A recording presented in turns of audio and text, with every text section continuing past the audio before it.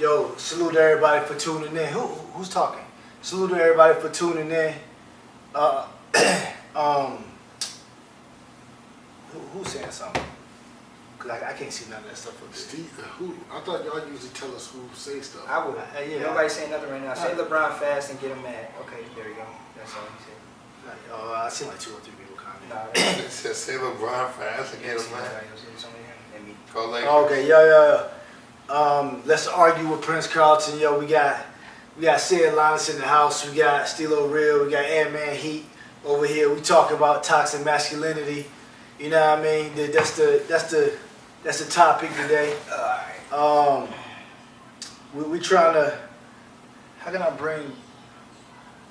We still trying to figure out how to bring some people in. You know what I mean? We about to talk about this tough subject. What is toxic masculinity? How you feel about it? You know what I mean? Is it? You know what I mean? What up, Mimi? What up, Mimi? What up, Wes? You know what I mean?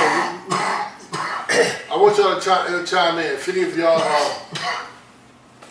of y'all have a definition or a definition y'all think works, make sure you type it in and let us know. Who's friends with us?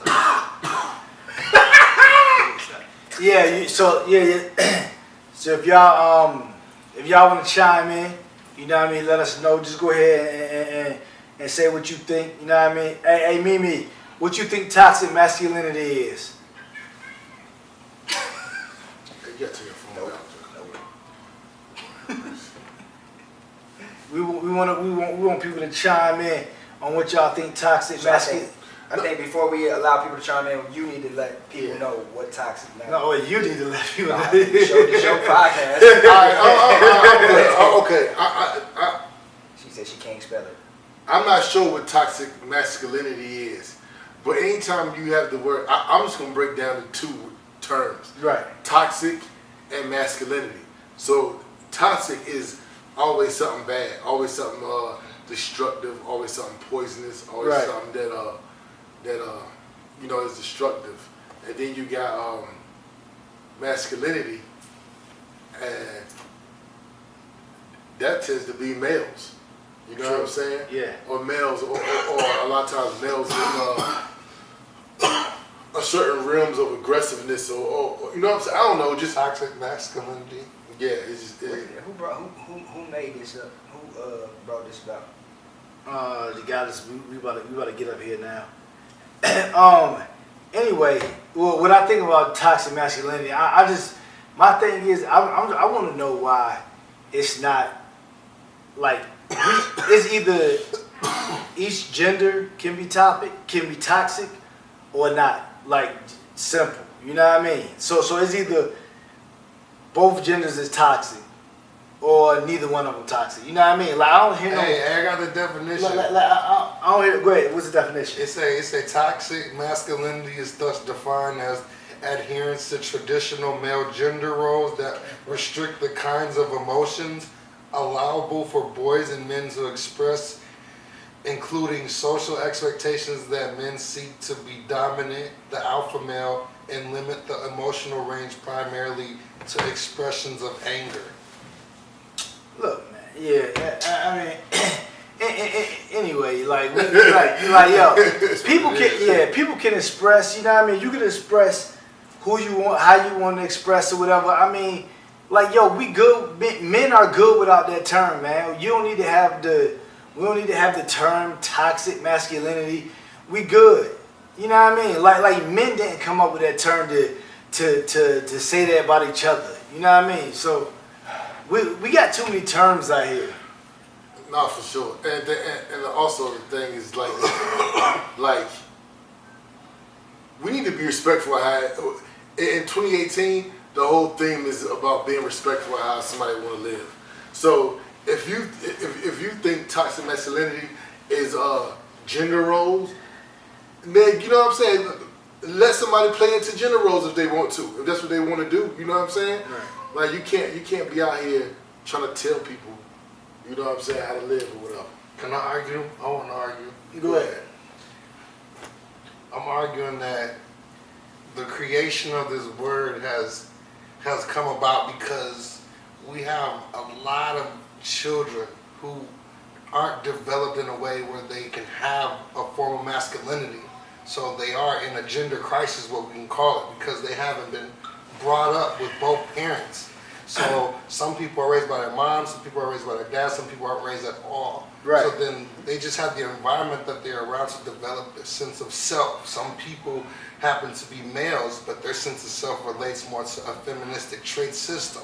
So when you have that male walk upon the earth with a lot of masculine males, and he's developing as a child with these feministic characters, but he's being told boys will be boys, we can call it, or we can say he's brought up in a way where violence is normalized, but yet he doesn't relate to that nature.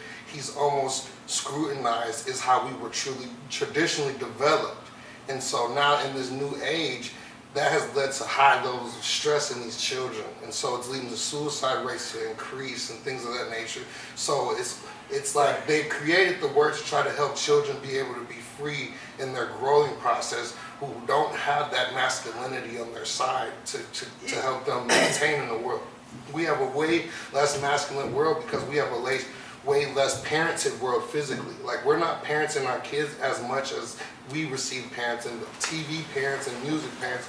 And if we look at TV and music, that's where the decentralization and the exposure to things that may demasculate a male are at, because they're the ones that are really teaching our children at this point right now because of how the work system is set up.